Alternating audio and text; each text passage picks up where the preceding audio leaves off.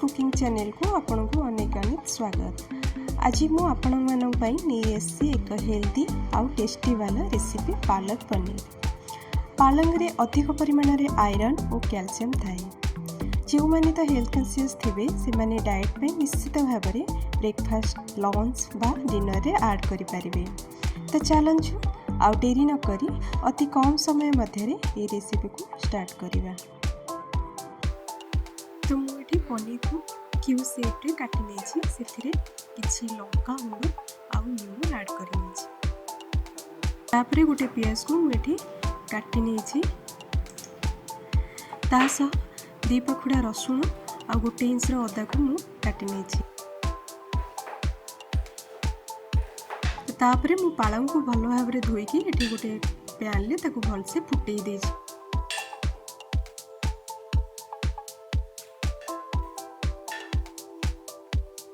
देखंतु एठी पालक भल भाव रे सिझी जाइछि।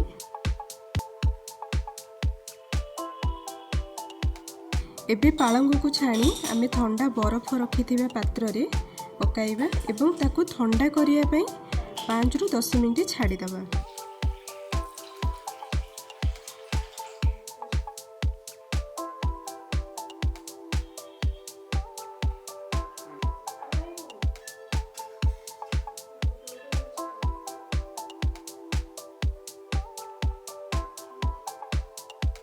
एबे गोटे तावा रे किछि तेल गरम करी गोलाई रखिथिबा पनीर को पकाइबा।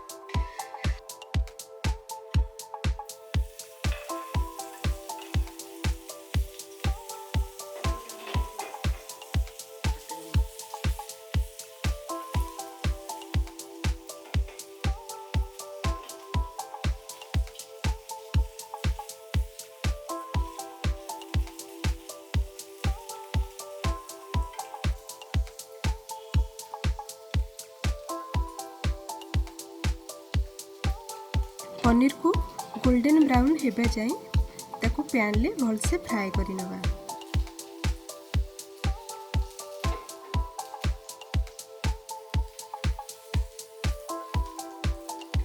एबे पनीर भल से फ्राई हो जाइछि, ताको आनी आमे पानी रे किछि समय छाडी दबा। तो एहा द्वारा पनीर नरम होई थाए। तापरे ठंडा होइथिबा पालक को भल भाव रे ग्राइंडिंग करी पेस्ट बनै नबा।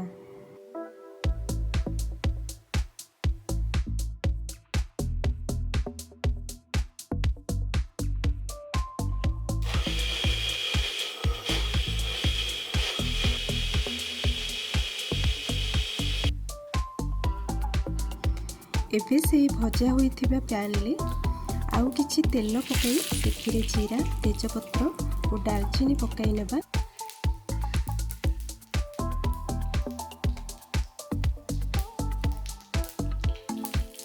और सेथिरे काटी रखिथिबा अदा और रसुण पकाइबा, ता सह एक कंचा लंका को काटी पकाइबा।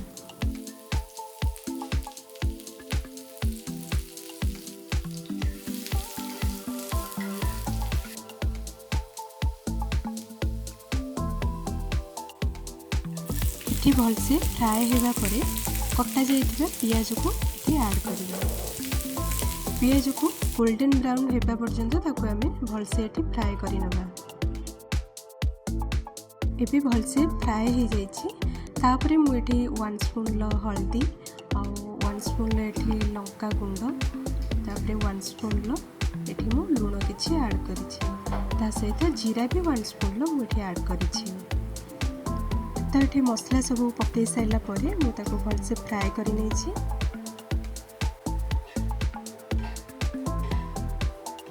तापरे पालक को एठी मु ऐड करि नेछि। एठी देखंतु पालक भल भाव रे मसला सहित भी कसी हो जाइछि।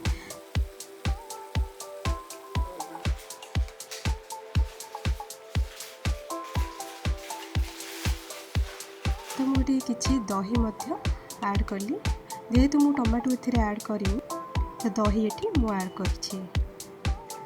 तो भल भाव रे दही पकेला परे ताको एठी मु भल भाव रे ताको गोळेई देछि।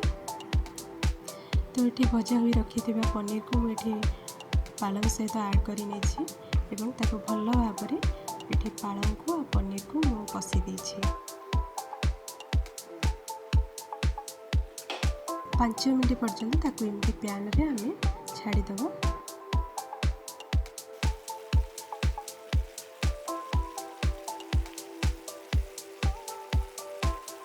भलसे फुटीगला मुझे फ्रेश क्रीम किसी ऐड कर